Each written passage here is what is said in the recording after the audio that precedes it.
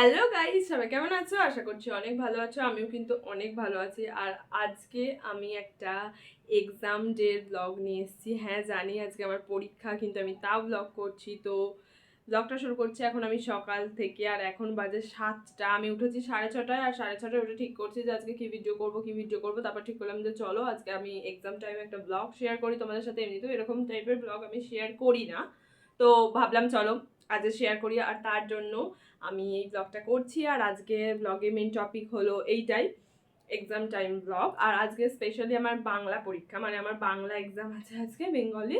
তো চলো ব্লগটা শুরু করা যাক। কি হবে জানি না, বাংলা পরীক্ষা আছে আমার। আমি এখন মানে পড়তে বসবো, এইসবে বসবো পড়তে। এমনিতে আমি কালকে সন্ধ্যেবেলা অল্প একটু পড়েছি, মানে যেটা আমার টেক্সট বইয়ের আছে না, ওই টেক্সট বইয়ের সমস্ত কিছু পড়ে নিয়েছি। এবার আমি সকালবেলা একটু যে গল্পের বই একটা হয়, সেই গল্পের বইটা একটু পড়বো, কারণ ওই গল্পের বই থেকেও অনেক নাম্বারেরই প্রশ্ন থাকে, 7-8 নাম্বার তো থাকে। তো চলো ওইটা এখন একটু পড়ে নিই, পড়ে দিলে আবার হয়ে যাবে। আর একবার রিভাইজ করে নেবো বাংলা টেক্সট বইয়ের পড়াগুলো, তারপর সমস্ত কিছু আবার ডান হয়ে যাবে। তো চলো শুরু করা যাক। কৌতূহলটা আমার অনেক দিনের, ছোটবেলায় আমাদের বাড়িতে একটা বেশি এবং বিস্ময়কর একটা বাবুইকে বাসা থেকে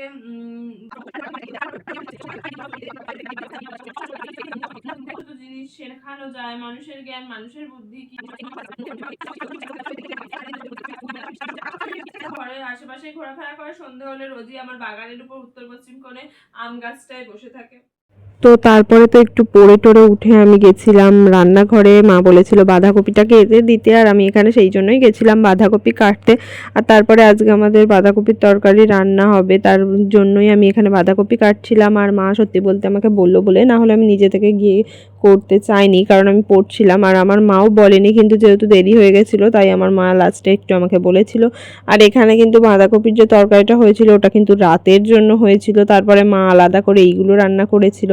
এখানে ছিল শাকের তরকারি, ওল ভাতে, আর করলা ভাজা। তারপরেই কিন্তু এখানে আমি রেডি হতে চলে এসেছিলাম। আর আমি চান করেছিলাম জানো তো, কিন্তু চান করার পর আমি চুল ভিজোইনি, কারণ যেহেতু আমি স্কুলে যাব রেডি হব, সেই জন্য আমি চুলটা ভিজোইনি। কারণ চুল ভিজলে চুল শুকোবে না, আর পরীক্ষার সময় চুল বিনুনি করে না গেলে প্রচুরই অসুবিধা হয়। মানে চুলে যদি ঝুঁটি বেঁধে চাই না, প্রচুর অসুবিধা হয়। চুলগুলো বারবার মুখের সামনে চলে আসে, যার জন্য লেখার সময় প্রচুর অসুবিধা হয়, চোখে মুখে ঢুকে যায়। সেই জন্য আমি যখনই পরীক্ষার সময় যাই হয়ে যাক না কেন, চুল কখনোই আমি ভিজোই না। আর কখনোই আমি চুলটাকে ঝুঁটি বেঁধে যায় না, সব সময় কিন্তু আমি বিনুনি করে যাই, একদম টান টান করে চেপে চেপে বিনুনি করে যাই, যাতে চুলটা একদম পারফেক্টভাবে থাকে, একটুও না ঘেঁটে থাকে।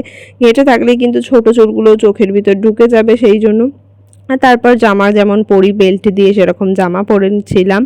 আর সত্যি বলতে আমি একটু নার্ভাস তো ছিলাম পরীক্ষার জন্য, কারণ এটা আমাদের ফার্স্ট পরীক্ষা। আর বেঙ্গলি সাবজেক্টটা আমার একটু কঠিন লাগে, কেন জানি না, বাট বাংলাটা আমার একটু কঠিন লাগে, সেই জন্য। আর তারপরে আমার কি বলবো, আর সত্যি খুব ভয় ভয় লাগছিল। আর এখানে আমি এখন জামাটা পরে রেডি হয়ে নিচ্ছি। আগে খেয়ে নিয়েছি, নর্মাল জামা পরে, চান করে উঠে নর্মাল জামা পরে খেয়ে নিয়েছি। তারপরেই এখানে আমি এসেছিলাম আমার ড্রেস পরতে, কারণ ড্রেস পরে খেতে গেলে ড্রেসেতে অনেক সময় পড়ে যায়, মানে খাবার পড়ে যায়, আর ড্রেসটার মানে কেমন হয়ে যায়, দাগ হয়ে যায়, তরকারি পড়ে গেলে হলুদ দাগ হয়ে যায়, সেই জন্যই। আর আগের দিনে আমি তেল মেখেছিলাম বলে আমার চুলটা অনেকটাই সুন্দর হয়ে আছে। সত্যি বলতে তেল আমি খুব কম মাখি, মানে প্রচুর কম, সপ্তাহেও হয়তো একদিন, কোনো সপ্তাহে হয় না, মানে প্রচুর কম মাখি। শ্যাম্পু করলাম, শ্যাম্পু করার পর থেকে তেলই মাখি না।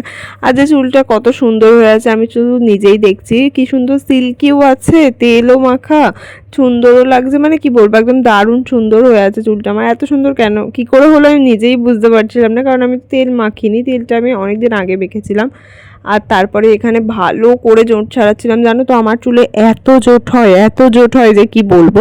সত্যি বলতে আমি সারাদিনে একবারই চুল আঁচড়াই, পড়তে বা স্কুলে যাওয়ার সময়, সেই জন্যই আমার চুলে এত জোট হয়। যদি আমি অনেকবার আঁচড়াতাম তাহলে হয়তো হতো না। সারাদিনে বেয়ার মিনিমাম 2বার আঁচড়াতে হয়, আমি তো তাই করিই না। একবার আঁচড়াই কি কোনোদিন, তাও হয় না, কারণ আমি চুল আঁচড়ানোরও সময় পাই না। শুনলে হাসি পেলেও এটাই সত্যি কথা। তারপরে আমি দেখছিলাম যে আমার এখানে একটা ফুসকুড়ি হয়েছে, যেটা দেখে তো আমি খুবই খারাপ লাগছিল আমার, কারণ আমার এই গোঁপের এখানে একটা এত বড় ফুসকুড়ি হয়েছে, যেটা দেখতে খুবই বাজে লাগছিল। মানে আমার মুখের লুকটাই পুরো অন্যরকম হয়ে গেছিলো একটা ফুসকুড়ির জন্য।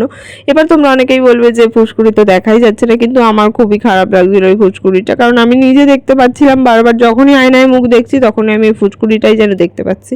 তারপর এইসব বাদ দাও, এখানে দেখো আমি দুটো বই নিয়েছি, কারণ পরীক্ষা স্টার্ট হওয়ার আগে গিয়ে আমি একটু জাস্ট দেখবো, মানে পড়বো না, একটু দেখে নেবো, যেগুলো সবাই বলবে যে ওইটা করেছে এইটা করেছে সেইটা করেছে সেগুলো একটু দেখে নেবো। একটা স্কেল নিয়েছিলাম, পিচবোর্ডটা আমার বাইরে ব্যাগেতে অলরেডি পড়া আছে, তাই আমি এখানে দুটো বই নিয়েছিলাম, টেক্সট বইটা নিয়েছিলাম আর ব্যাকরণটা নিয়েছিলাম, কারণ ওই যে গল্প বইটা আছে, গল্প বইটা আমি একটু পড়ে নিয়েছিলাম ভালো করে, আর গল্প বইটা সব আমি পারবো। তারপরে আমি স্কেল, অনেকগুলো পেন আর এ নিয়ে চলে গেছিলাম। পরীক্ষা দিয়ে আসার সময় কিন্তু আমি এখানে চপ সিঙ্গারা কিনে এনেছিলাম, মানে এতে বোম ছিল, দুটো বোম ছিল। আমার তো সব থেকে বেশি ভালো লাগে বোম, আগে চপটা খেতে ভালো লাগতো, এখন তো চপের থেকেও বেশি আমার বোম খেতে ভালো লাগে, সত্যি বলতে হেভি লাগে বোম খেতে। বোম আর সিঙ্গারা কিনে এনেছিলাম। তো এখানে সিঙ্গারা অনেকগুলো ছিল, 4টে, আর বোম ছিল একটা। ছাদে এসেই জামা চেঞ্জ করে নিয়েছে, এর জন্য বাথরুম দরকার লাগে না, ছাদই যথেষ্ট। তো গাইস দেখো, আমি এইসবে একটু মানে বাইরেটা এসেছি রাস্তায়, আর জাস্ট দেখো আমার পাটা পুরো একটা পিঁমড়ে কেটে দিয়েছে। জ্বালা পিঁমড়ে নয়, জ্বালা পিঁমড়ে কামড়ালে কাটে না, এই যে কালো যে পিঁমড়েগুলো হয় না, ওফ বাবা কি লাগছে। আমি জাস্ট বাইরে একটু এসেছি, হাওয়া দিচ্ছে, সুন্দর হাওয়া খাবো বলে, আর জাস্ট দেখো বাবা কি লাগছে, ওফ ঘরে। আর আমাদের গাছে তাল পড়েছে, আমি যেই আওয়াজটা পেয়েছি অমনি সঙ্গে সঙ্গে আমি কিন্তু তাল গুঁড়োতে চলে এসেছি, আর আমি এখন দেখছি, চলো গিয়ে দেখি যে কোথায় তালটা আছে। আমি দেখতে পাচ্ছি না, ফোনে টর্চ জ্বেলে দেখতে হবে, ফোনে টর্চ জ্বালতে গেলে আবার ও দেখতে পেয়ে গেছি আমি, ওই তো ওখানে আছে তাল, ক্যামেরায় দেখা যাচ্ছে না, ওখানটা তাল আছে, আমি দেখতে পেয়ে গেছি। চলো তালটা গুঁড়োই, তারপরে তোমাদের সাথে দেখা হচ্ছে। তো সত্যি বলতে পরীক্ষার সময় আমাকে মা বাবা খুবই সাবধানে থাকতে পারে, কিন্তু আমার তো একটু বেশি পাকামো আছে, আমি তো বাইরে যাব, ঘুরবো, যেগুলো করলে ক্ষতি হবে সেগুলো করবই।